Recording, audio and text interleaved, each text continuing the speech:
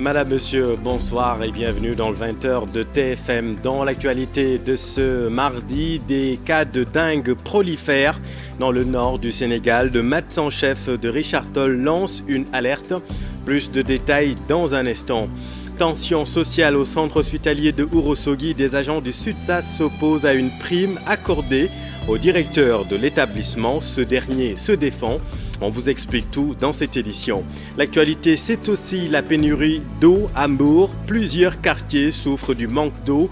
La Séno a déposé des citernes d'eau dans les quartiers comme solution alternative. Reportage édifiant à suivre. À la une également, une salle de simulation de scènes de crime sera construite au sein de l'École nationale de police. Le projet est soutenu par la coopération allemande en partenariat avec l'État du Sénégal. Voilà pour le sommaire. Tout de suite, le développement.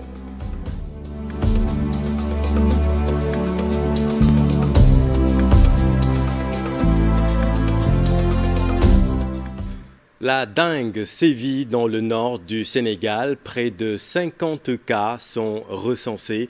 Les autorités sanitaires locales ont lancé l'alerte. Voyons tout cela avec Ousseynou Diop et Habib Seck. La dengue ou grippe tropicale est une maladie transmise par la piqûre d'un moustique du genre Aedes. À Ross, Sénégal, les malades guéris de la dengue témoignent. C'est hier que je me suis rétabli et c'est aujourd'hui que j'ai repris le travail. C'est une maladie difficilement supportable. Je n'ai pas été touché par le coronavirus, mais la dengue vous paralyse vraiment. Quand j'ai attrapé la maladie, ça s'est manifesté par des maux de tête, de la fièvre et des vertiges. Pour ces habitants de Ross, Sénégal, touchés par la maladie, l'État doit aller venir en aide. Ils réclament plus d'accompagnement de la part des autorités sanitaires. Nous sommes des démunis, nous avons besoin d'aide. Les moyens nous font défaut. Difficile d'accéder aux soins. J'ai dû débourser 11 500 pour 2 bouteilles de perfusion. 49 personnes ont été testées positives de la grippe tropicale. Plus de 50 autres tests sont envoyés à l'Institut Pasteur de Dakar, selon le médecin-chef adjoint du district de Richard. Aujourd'hui, donc, à travers les investigations, on peut dire que nous sommes déjà à 49 cas positifs. Les activités aussi d'investigation nous ont permis d'identifier des facteurs donc pouvant être à l'origine donc de l'épidémie de dengue, de recevoir des cas suspects justement. Et par rapport à ces cas suspects-là, ils ont été prélevés et ces tests-là ont été envoyés au niveau de l'Institut Pasteur de Dakar. Nous attendons vivement ces résultats. C'est plus d'une 50aine de tests aujourd'hui que nous attendons de l'Institut Pasteur de Dakar. À Ross, Sénégal, c'est la psychose depuis l'apparition de cette maladie. Les autorités sanitaires demandent l'accompagnement de la municipalité pour des séries de saupoudrage. Merci Ousseynou. L'autre grand titre de cette édition, c'est la tension sociale naissante au centre hospitalier de Ourossogui. Les agents du SUTSAS s'opposent à une prime d'1 million de francs CFA allouée au directeur de l'établissement. Ce dernier se défend, vous l'allez l'entendre. Voyons tout cela avec l'explication d'Ali Bandel. Le torchon brûle entre une grande partie du personnel et le directeur général du centre hospitalier régional de Ourossogui. La prime de plus de 1 million allouée par le conseil d'administration en faveur du directeur est à l'origine du courroux des agents de santé membres du SUTSAS. En sitting dans le hall de l'hôpital, ces syndicalistes ont exprimé leur ras-le-bol. C'est que nous sommes avec un directeur, Dr Ousmane Gueye pour ne pas le nommer, qui est là depuis exactement 9 mois et quelques jours, mais qui, depuis son arrivée, ne cesse de parler d'argent. Il a fait équiper sa maison entièrement sur le dos de l'hôpital et ça ne nous pose pas de problème. Mais ce qu'il y a aujourd'hui, c'est qu'il a fait augmenter ses primes mensuelles allant de 600 000 à 1 090 000 francs, laissant en rade tout le reste du personnel. Ce que le SUTSAS juge injuste et une absence totale d'équité dans la redistribution des ressources de l'hôpital.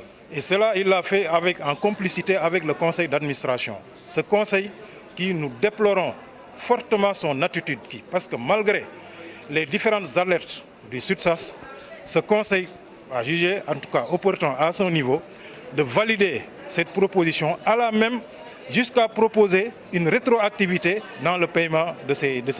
Parce que ce directeur, je le rappelle, dès son arrivée, il n'a cessé en tout cas de comparer ses primes avec celles des chirurgiens au niveau des blocs. Alors aujourd'hui, tout ce que le SUTSAS dit, c'est que l'équité puisse régner dans cet hôpital, parce que nous sommes tous des travailleurs. Que si les conditions des travailleurs doivent être améliorées, que ça concerne tout le personnel, aussi bien le directeur jusqu'au niveau du brancardier.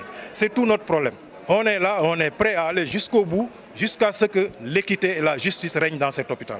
Même si le sous-effectif et le manque de médecins est sensiblement amélioré depuis l'arrivée du nouveau directeur, les conditions de prise en charge du personnel sont régulièrement décriées.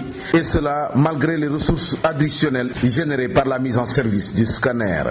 Ouais, allez, pour le directeur de l'établissement, le docteur Ousmane Gueye, toutes les contraintes ont été levées depuis sa nomination à la tête de l'établissement. Quant à sa rémunération, selon lui, c'est une décision qui a été validée par le conseil d'administration.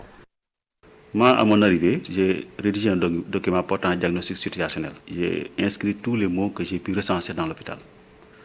Alors, tous les problèmes que je viens de vous lister, on les a résolus. Aujourd'hui, la garde est assurée par 2 infirmiers au moins. Donc ça veut dire que depuis notre arrivée, plus de 25 personnes sont reçues dans cet hôpital qui viennent travailler. Les stagiaires qui ne bénéficient pas de la prime de motivation, aujourd'hui, touchent leur motivation.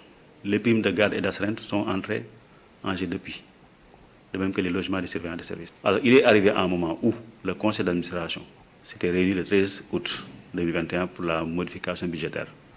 Un des administrateurs a posé le problème de la rémunération du directeur. Pour 2 raisons. Il trouvait quand même assez bizarre que dans un hôpital public, le directeur soit moins payé que beaucoup de ses chefs de service. Et c'était ça la réalité de ce hôpital. Et donc il fallait revoir la rémunération du directeur. Moi je suis là pour travailler selon ce que les lois du Sénégal me dictent. C'est la loi du Sénégal qui le permet d'avoir un syndicat, de faire des mouvements. Tout ce que je souhaite, c'est qu'il les fasse dans la régularité. Dans ce cas, il n'y aura aucun problème entre nous. À la une également, pénurie d'eau à Mbour. Voilà plusieurs mois que les robinets sont à sec dans plusieurs quartiers mbourois. En attendant une solution structurelle, la Sen'Eau distribue des citernes d'eau dans plusieurs quartiers de Mbour. Le reportage de Abdourahmane Diallo et Mamadou Gueye. Depuis plus de 4 ans, il est difficile d'avoir de l'eau durant la journée au quartier 11 novembre de Mbour.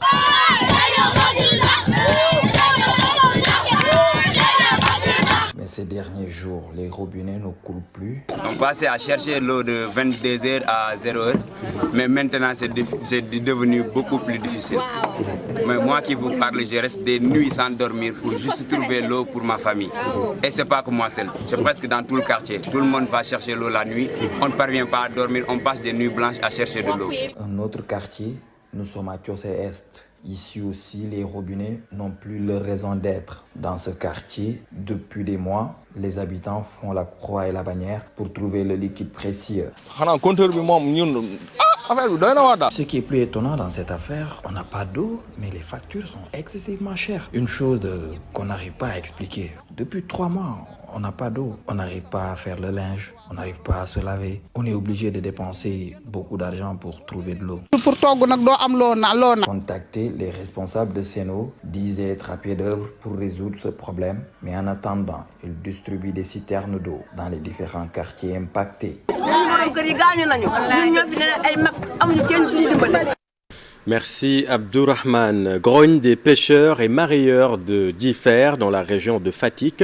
Ils ne supportent plus l'interdiction de la pêche des poissons juvéniles, particulièrement la sardinelle juvénile communément appelée yous en wolof. Aminata Goudiaby, Abdou Karim Bey.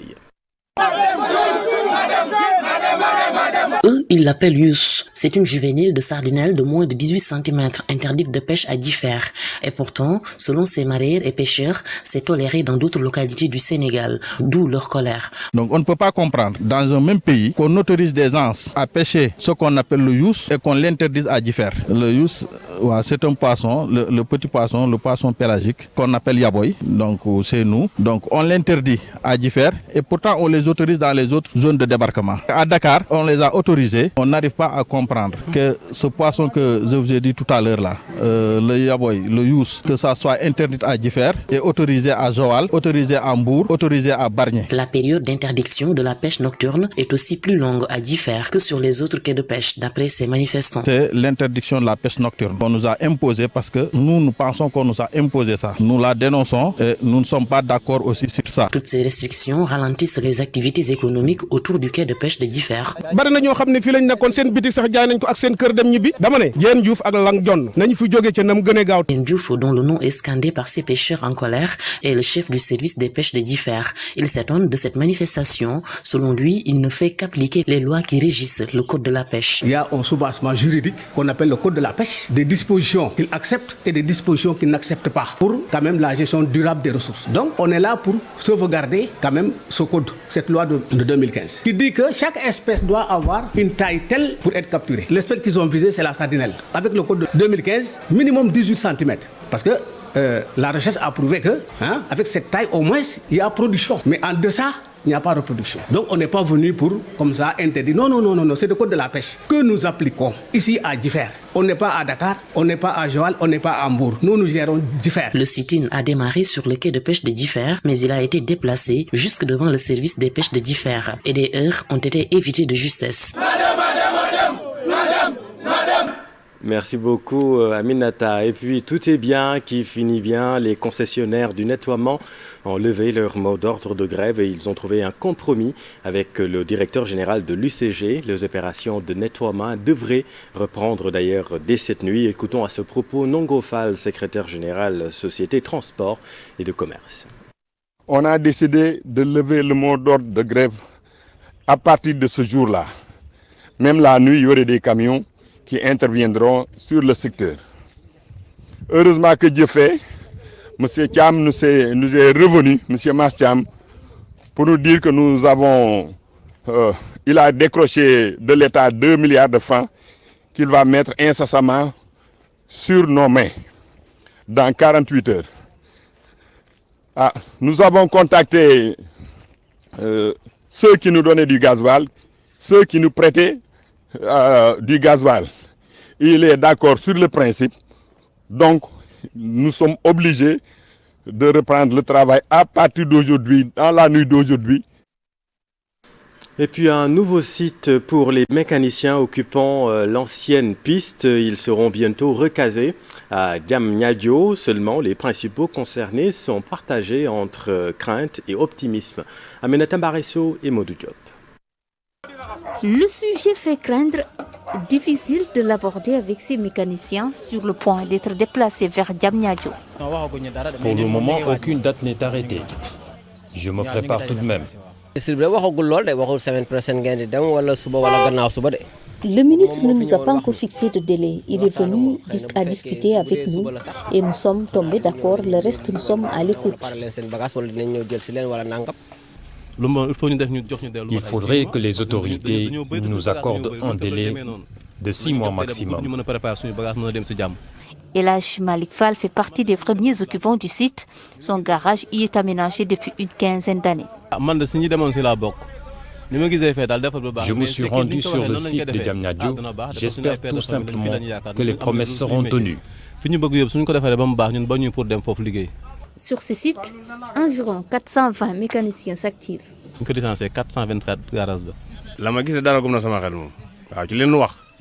À Kouniofi, le site est bien approprié. Le terrain est assez vaste, sauf que les promoteurs n'ont pas encore aménagé de points d'eau ni de sanitaire. Aujourd'hui, ils s'apprêtent à quitter les lieux pour Diamniadio. L'idée n'emballe pas certains de ces mécaniciens. D'autres, par contre, demandent une clémence des autorités compétentes. Le temps de se préparer en conséquence. Merci Aminata. Affaire des médias, la direction générale des impôts et des domaines se dit prête à négocier avec l'entreprise de presse. Le directeur du recouvrement apporte ici des précisions. Suivons-le avec le reportage de Marcel Farba-Maroun et Alun Diagne. La direction générale des impôts et domaines, ouverte à un compromis avec le groupe des médias. Même si tant est qu'on est en phase de recouvrement forcé, on ne ferme jamais la porte à la discussion. Nous essayons et nous nous tenons à une obligation d'administration républicaine. La DGID est une administration républicaine qui est à l'écoute des contribuables. Les responsables des médias, s'ils nous sollicitent, nous les recevons demain. Je dis bien demain pour trouver une solution au problème. C'est un dossier qui a été programmé depuis très longtemps. Dans le cadre de nos missions classiques de contrôle, il n'y a rien de particulier sur ce dossier. Et la procédure de contrôle a été menée conformément aux dispositions légales et réglementaires qui organise le contrôle fiscal dans notre administration. Toutefois, la DGID rappelle que l'avis à tiers détenteur ATD n'a pas d'impact sur la situation financière interne de l'entreprise. Ici et là, on a entendu dire que du fait de l'administration, les activités de des médias sont entravées, qu'il n'est pas possible de payer les salaires. Ce n'est pas le cas. Ce n'est pas l'ATD qui entrave l'activité de des médias. Parce que quand on fait un ATD, c'est pour demander aux tiers saisis de reverser les montants qui se trouveraient entre ses mains. Ça n'a pas été fait jusqu'à présent. Le patron du groupe des médias, Bougane Gueye Dany, pour sa part, a pourtant brandi des quitus fiscaux. Comme qui dirait, le quitus fiscal est une photographie à un moment précis d'une situation. Ce quitus fiscal n'est pas une absolution fiscale. Toujours selon la DGID, environ 70 entreprises, même étatiques, sont actuellement sous vérification générale de comptabilité. Plus de 300 qui font objet d'un contrôle sur pièce et 4 qui sont sous contrôle ponctuel. Accusé d'escroquerie et abus de confiance, l'homme d'affaires Baïsis se lave à grande eau. Face à la presse, il a démenti ces informations. Voyons tout cela avec Fatou Bintou Conté et Chersar. Il a tenu à apporter des éclaircissements sur une affaire d'escroquerie et d'abus de confiance portant sur 78 millions. L'homme d'affaires Baye Ibrahim Niass 6, communément appelé Baye 6, parle d'acharnement sur sa personne. Quand même, le durée 22 ans, tu n'arrives pas à travers la justice. Pour une affaire qui date d'il y a 22 ans, tu n'arrives pas à travers la justice à prouver quoi que ce soit. Tu passes par les médias pour ternir mon image. Je ferai face à mes détracteurs qui, pour une histoire de politique, de course à la mairie de Kaolack, veulent éliminer certains par une voie illégale. Non, on ne se laissera pas faire. Nous éliminer par une voie sale.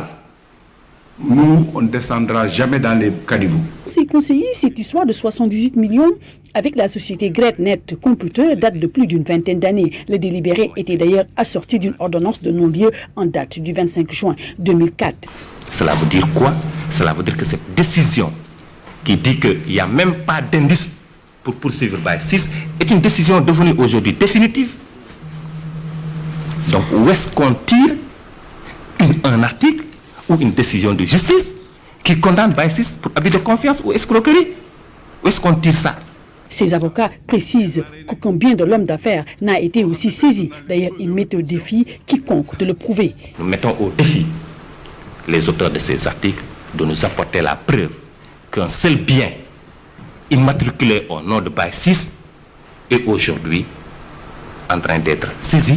Baye 6 n'exclut pas d'ester en justice l'auteur de ces articles de presse. La question est en train d'être étudiée par ses avocats. Merci Fat Bintou. Affaire de trafic présumé de passeports diplomatiques. La commission ad hoc chargée d'examiner la demande de levée de l'immunité parlementaire des députés El Hadj Mamadou Sall et Boubacar Biaye s'est réunie ce mardi 26 octobre à 10h et a pris connaissance des documents communiqués par le garde des Sceaux. Il a établi son calendrier de travail, notamment l'audition des députés cités le vendredi 29 octobre à 10h à l'Assemblée nationale. Une salle de simulation de scènes de crime sera construite au sein de l'École nationale de police. C'est un projet d'un coût d'1,6 milliard de francs CFA. Le contrat d'exécution a été paraphé ce matin par la coopération allemande en partenariat avec l'État du Sénégal. Fatima Touré, Diafaraba. ci pàkk bi ngeen gis ñu daal ci tekk xeer bu njëkk lañu namm tabax li nga xam ni moo di salle bu njëkk bu nga xam ni nag dañ ko jagleel lépp loo xam ni dafa jëm ci wàllum seenu crime gouvernement du Sénégal nag lëkkaloo ak waa GIZ ci ab projet. Cette détermination a déjà permis d'enregistrer. ci téere bi nga xamante ne moom la ñuy tàggatee lii di police scientifique ak technique bi. C'est dans cet espace que la nouvelle salle de simulation de scènes de crime sera construite au sein de l'École nationale de police. Dans le cadre du projet RECAP, le gouvernement du Sénégal, en partenariat avec la GIZ, va renforcer les capacités de la police scientifique et technique. Cette détermination a déjà permis d'enregistrer de nombreuses réalisations, dont un curriculum de formation en police technique et scientifique, des sessions de formation des formateurs en police technique et scientifique, ainsi que la réhabilitation et l'équipement des unités de police technique et scientifique sur l'étendue du territoire. C'est le lieu pour moi d'insister sur la nécessité, mais également sur l'obligation d'avoir une formation de qualité. Entièrement équipée par la GIZ, cette salle va permettre à la police sénégalaise d'être plus opérationnelle. Cet édifice, une fois construit, offrira toutes les commodités requises en matière d'exercice de simulation de scènes de crime. Ces véhicules laboratoires renforcera les capacités opérationnelles de la division police technique et scientifique en lui permettant de se déployer rapidement sur le terrain des scènes de crime. Le ministre de l'Intérieur appelle l'ensemble du personnel à faire bon usage de la logistique. J'exhorte ainsi les personnels de police à faire un bon usage des équipements des unités qui leur est aujourd'hui mis à disposition dans le cadre du renforcement des unités opérationnelles. Il s'agit du laboratoire mobile et de la salle de simulation de scènes de crime qui sera construite et livrée dans les meilleurs délais. Le coût du projet RECAP s'élève à 1,6 milliard. Les deux parties ont signé le contrat d'exécution du projet. La salle de simulation de scènes de crime, quant à elle, sera réceptionnée l'année prochaine. Parlons littérature. Mohamed Mbougar Sarr, parmi les 4 finalistes du prix Goncourt, La plus secrète mémoire des hommes, et le 4e roman de l'écrivain sénégalais. L'ouvrage de 448 pages se présente comme un chant d'amour à la littérature et à son pouvoir intemporel selon l'auteur. Le prix Goncourt lui sera remis, on l'espère, le 3 novembre prochain en France. Lui s'appelle Mouli Kane, lauréat du Poulain d'Or de la 27e édition du FESPACO. Le réalisateur sénégalais a émerveillé le jury. Son parcours, sa touche et sa vision du cinéma racontés dans ce sujet réalisé par Ibou Diouf et Yaya Diallo. De Ouagadougou à Dakar, il atterrit à l'aéroport de Diass et dans ses bagages de distinction du FESPACO, le Poulain d'Or et le prix UMOA du meilleur court-métrage pour son film Serbie ou le Tissu blanc. La fiction, c'est Susanna, une jeune femme qui refuse de mentir de son passé, de mentir de son corps et de se mentir elle-même. Cette image est commentée et interprétée différemment. C'était lors de la cérémonie de clôture, mais pour le cinéaste, c'est le Sénégal qui est honoré à travers ce prix. Un prix qui revient à Mouli Kane du Sénégal. C'est notre président. Il a fait le déplacement de Dakar à Ouagadougou pour venir répondre à cette belle invitation du peuple burkinabé. Et lui, il est présent. Nous, étant jeune ambassadeur, mon devoir, c'est d'aller lui remettre le prix. Et il a été très surpris, très content du geste que nous avons fait, mais je l'ai fait naturellement. Le réalisateur au style imposant, aussi sulfurant que marqué, une énergie qui vient de son passé, né à Pikine dans la banlieue de Dakar où vivent des millions d'habitants, un environnement qui influe sur son cinéma. Pour moi, le cinéma, c'est un message fort. Et les messages, il faut bien les étudier pour les transmettre, pour que les personnes qui vous regardent puissent sentir les émotions. Cette édition 2021 du FESPACO aura souri au réalisateur sénégalais. Mouli Kane a eu une belle moisson, ce passionné du 7e art. On peut dire officiellement depuis ma rencontre avec le professeur Abdelaziz Boye en 2008. C'est en ce moment-là que je me dis que j'ai commencé à faire le cinéma convenablement. Réalisateur, acteur, dialoguiste, scénariste et producteur sénégalais. Déjà en 2013, il avait obtenu le prix du meilleur court-métrage fiction de l'UMOA au FESPACO et 2 prix en France au Festival Cinéma d'Afrique à Angers, ainsi que le prix du meilleur court-métrage fiction au Festival Image et Vie de Dakar. Et bravo Mouli et bravo aux autres lauréats sénégalais.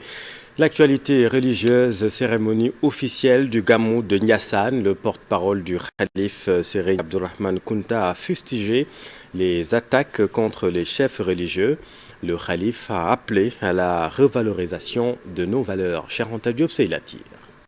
Il faut mettre fin à ces attaques répétées des personnes mal intentionnées contre les chefs religieux du pays. C'est en ces termes que le porte-parole du Khalif de Niassane, Serigne Abdourahmane Kounta, s'est adressé au ministre de l'Intérieur. Les grands hommes qui ont légué ce pays des vertus, on n'accepte pas des personnes mal intentionnées qui se cachent derrière leur clavier dire du n'importe quoi sur les khalifes généraux. Vous, les khalifes généraux, levez-vous et parlez à ces gens. Le Sénégal est un pays laïque et personne n'a le droit d'attaquer à la religion d'autrui. Le ministre de l'Intérieur Antoine Félix Abdoulaye Diome a pris bonne note et demande au khalife général de Ndiassane de prier pour une paix durable au Sénégal. Le président sollicite vos prières pour que la paix y règne. Au-delà de cela, Macky Sall sollicite aussi vos prières pour qu'il puisse continuer ses réalisations. La 137e édition du Gamou de Ndiassane a vécu. Les pèlerins venus presque de toutes les localités du pays et de la sous-région ont magnifié la bonne organisation du Gamouat de cette année. Et puis fenêtre sur le monde, dans l'actualité internationale, les dernières informations sur le coup de force survenu hier au Soudan. Jacob Zuma, l'ancien président sud-africain, toujours poursuivi pour corruption, son procès renvoyé en 2022. Et puis la FIFA qui vole au secours des athlètes afghans pour leur accueil dans des pays tiers. Le récit de Daniel Diouf. Les derniers développements du coup d'État militaire au Soudan, le général Abdel Fattah al-Burhan qui a déposé le Premier ministre Abdallah Hamdok s'est exprimé ce mardi. Le chef de l'armée et du Conseil souverain de la transition a mis toute la responsabilité de ce coup d'État sur le compte des civils en raison de leur division qui menaçait la sécurité du pays, a-t-il précisé. Il accuse les politiques de ne défendre que leurs intérêts plutôt que ceux du pays. Le Soudan, où les vols vers la capitale et depuis la capitale sont suspendus jusqu'au samedi 30 octobre prochain. Jacob Zuma, toujours dans la tourmente judiciaire, l'ancien président sud-africain jugé pour corruption, il a tenté d'ouvrir une procédure pénale contre un procureur général qu'il accuse d'avoir divulgué son dossier médical. La haute cour de Pietermaritzburg, en charge de son dossier, a rejeté sa demande. Il avait demandé à ce que le procureur soit retiré de son affaire, l'accusant de partialité.